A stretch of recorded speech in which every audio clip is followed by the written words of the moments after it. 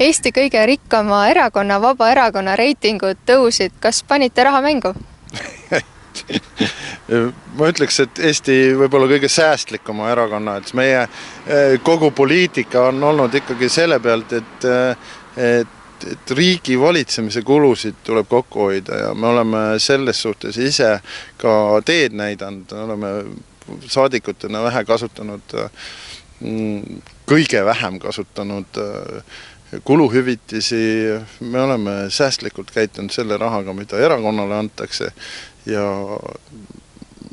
mõistlikult käitunud, aga see, et reiting on hakanud tõusma, see on positiivne märk, et ilmselt oleme sellest august nii-öelda üle saanud, mis tabas meid peale seda, kui me otsustasime toetada valimisliiti, aga mitte minna parteiga või erakonnaga valimistele, mis siis tähendab seda, et me ideoloogiliselt me arvamegi, et kohaliku elu peavad kohalikud inimesed läbi viima, mitte neid ei tohi juhtida parteikontoritest kuskil Tallinnast ja meie sõnumid, kas või näiteks meie metsarahu manifest, mis kutsub üles Eesti inimesi mõistust pähe võtma ja mitte seda meeletut lageraiet tegema, et praegugi siia sõites Valka, kus me praegu oleme, tee peal oli ikkagi väga palju näha seda, kuidas järjekordne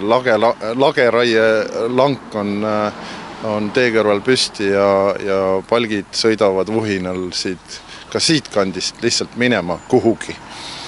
Et jah, või kindlasti meie eesti keele sõnum meie korraldatud olustähtsa riikliku küsimusena eesti keele siis tuleviku kohta.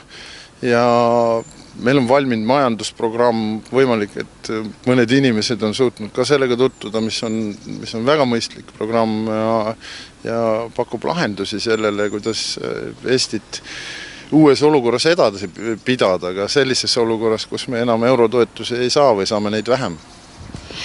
Sa jätkuvalt ristud piike Swedbankiga. Milles probleem täpsemalt seisneb? No probleem seisneb selles, et Swedbank käitub oma klientidega, siis meie kaasmaalastega üleolevalt ja arrogantselt, et kliendid, kes on pannud oma raha sinna hoiule ja usaldanud Swedbankiga seda raha investeerima, on saanud petta. Ja petta on saanud sellepärast, et Swedbank ei ole täitnud oma hoolsuskohustust, mis on väga suur eksimus niivõrd suure ja autoriteetse panga puhul. Ja kui kõigepealt ma kirjutasin kirja Swedbanki juhtidele, millele ma sain väga lühikese ja suhteliselt üleoleva vastuse, et eks kohtus vaatame, mis kohus ütleb umbes, et me ei saa praegu teile midagi rohkem vastata. Nüüd ma saatsin siis Finantsinspektsiooni, et Finantsinspektsioonile pöörasin tähelepanu, et seal on nüansid, mida nad võiksid uurida.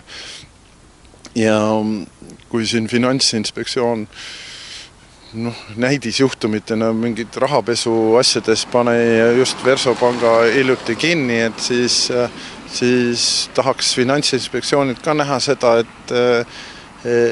et ei ole võrdsemaid, keda nad vähem uurivad või et sellest kohtlemises peaks olema võrdsus ja ma loodan, et nad siis ka vaatavad sinna Swedbanka tegemistesse sisse. Aitäh!